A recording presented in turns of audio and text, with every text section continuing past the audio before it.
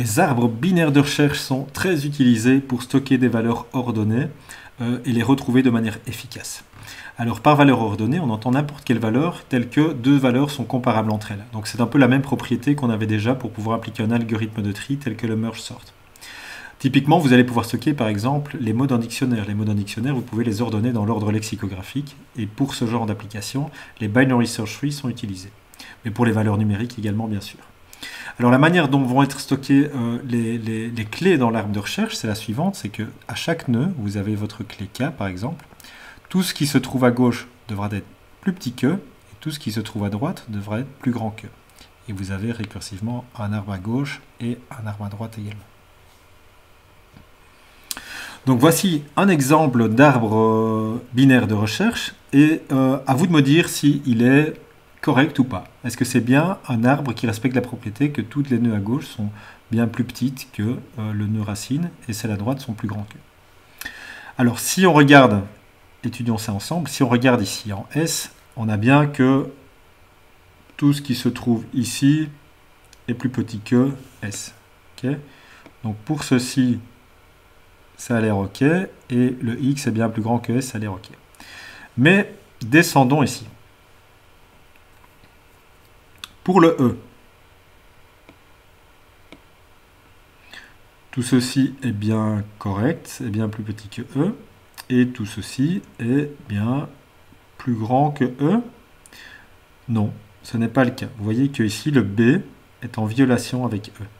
Le B devrait être plus grand que E, et là nous sommes en violation. Nous avons donc violé une propriété du binary search tree. Ceci n'est pas un arbre de recherche binaire, parce que nous violons la propriété qui dit que tous les nœuds à droite, les nœuds enfants descendants d'un nœud à droite doivent être plus grands que ce nœud. Ce n'est pas le cas ici. B n'est pas plus grand que la clé E. Et celui-ci, est-ce qu'il satisfait la propriété, oui ou non? Alors, ça a l'air correct pour ceci.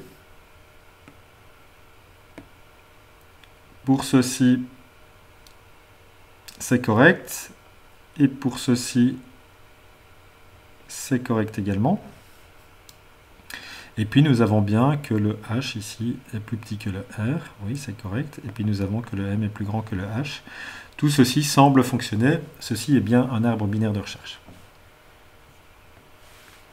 Alors les questions algorithmiques très intéressantes et qu'on peut résoudre de manière efficace avec un arbre binaire de recherche sont les suivantes.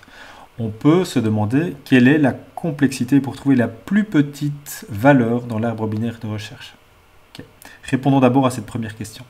La stratégie est simple pour trouver la plus petite valeur, vu que les valeurs à gauche sont toujours plus petites que les valeurs à droite. Vous devez toujours aller à gauche le plus possible. Donc vous allez à gauche le plus possible jusqu'à ce que ça ne soit plus possible. Donc vous descendez dans ce cas-ci, vous descendez, vous allez sur A. Là, on ne peut plus aller à gauche, et donc la clé la plus petite, c'est A. Ok ? On sait bien que tout ce qui est à droite de A sera plus grand que A, donc on s'arrête en A. Alors, quelle est la complexité pour faire cela, pour retrouver la plus petite valeur? Il suffit de suivre les liens à gauche. La complexité, ça va être de la hauteur maximum de votre arbre. Ok ? Mais quelle est la hauteur maximum de votre arbre si on devait l'exprimer en termes de nombre de nœuds? Mais si on n'a pas de chance, on va avoir un arbre de ce type-là. Ok, et tout ceci est vide. Voilà. Donc en gros, on a quelque chose qui ressemble à une niche chaînée qui penche à gauche, comme ça. Si on n'a pas de chance, ceci est aussi équivalent à O de N. Ok. Donc c'est linéaire dans le nombre de nœuds de l'arbre.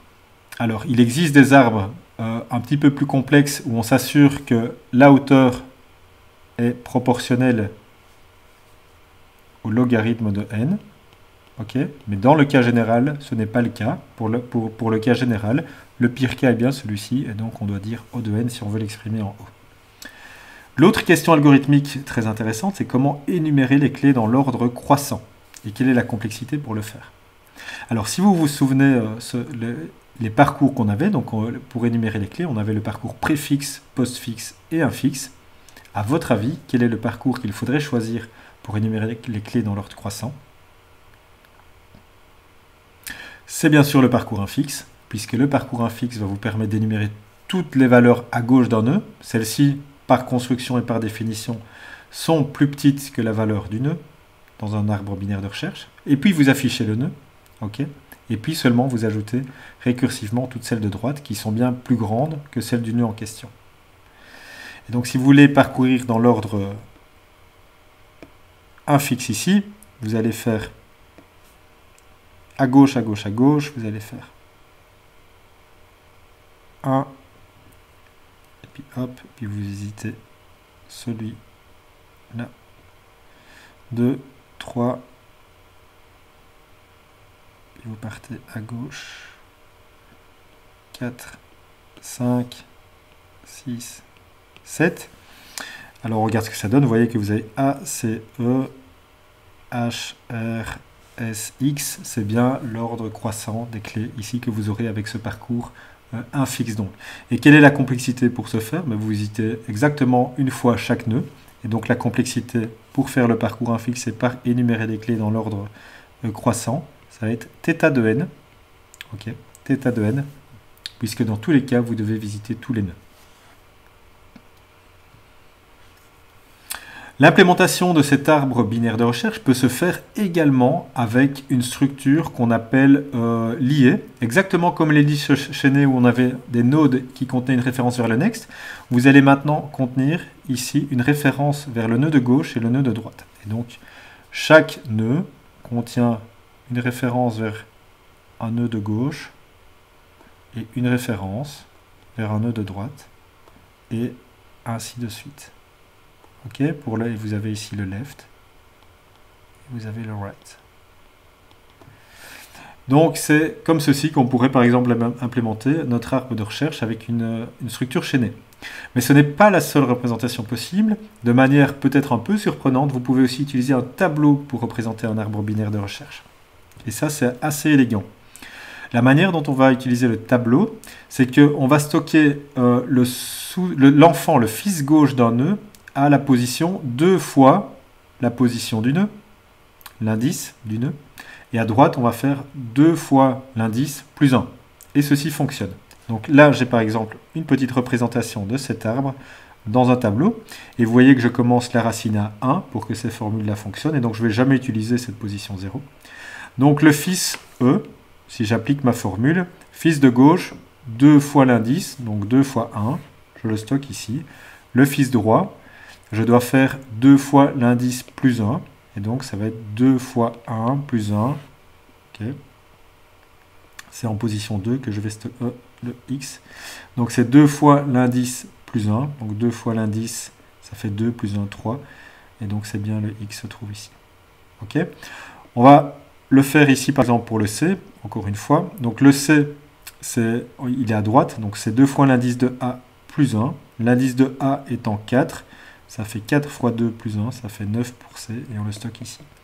Et on peut facilement retrouver aussi le nœud parent d'un enfant en faisant simplement la division en 2. Donc si vous avez C ou H, ok, si on veut retrouver le parent de H, on fait 10 divisé en 2, 5, ok, H, et vous allez voir en 5, vous retrouvez R, c'est bien le parent. Ici, ceci fonctionne. Ça marche aussi pour les valeurs, les fils droits. Donc, si vous voulez retrouver le parent de C, vous allez faire 9 divisé en 2. 9 divisé en 2, mais c'est une division entière, donc ça va vous faire 4. Okay. Et en 4, vous retrouvez A.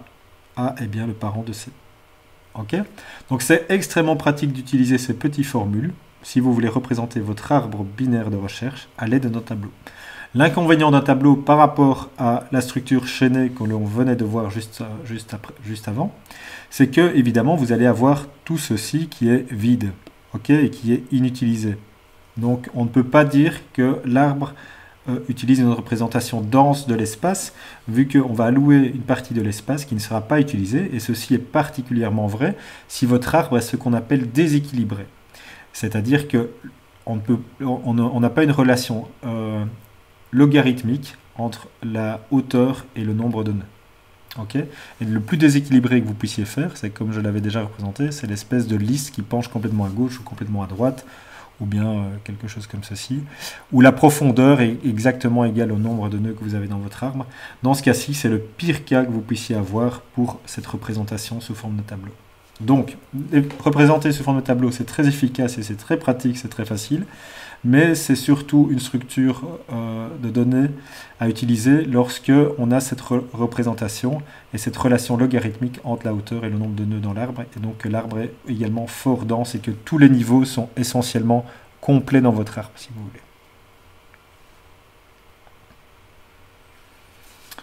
Alors, quelle est la relation entre n et la hauteur? Là, je l'ai déjà un peu exprimé. De manière générale, la hauteur est en O de log n. En O de n, pardon. En O de n. OK? Puisqu'on ne peut pas présupposer que l'arbre est dense, comme je viens de l'expliquer. Cependant, le meilleur des cas que vous puissiez avoir, c'est la hauteur étant log de n. Okay. Log de n. Je vais l'écrire, voilà, log de n. Voici l'exemple. Un exemple typique pour le log de n, c'est ceci. Vous avez un arbre complet. Si vous avez un arbre complet, la hauteur égale à log de n plus 1. Okay. Et lorsque vous avez un arbre de ce type-là, vous avez le pire cas pour la hauteur, où la hauteur est exactement égale à n. Okay. Donc ça, c'est le meilleur cas pour les arbres et pour les algorithmes sur les arbres binaires de recherche. Et ça, c'est le pire cas que vous puissiez avoir pour les arbres non binaires de recherche. Pour les arbres binaires de recherche également, c'est lorsque vous avez cette situation-là.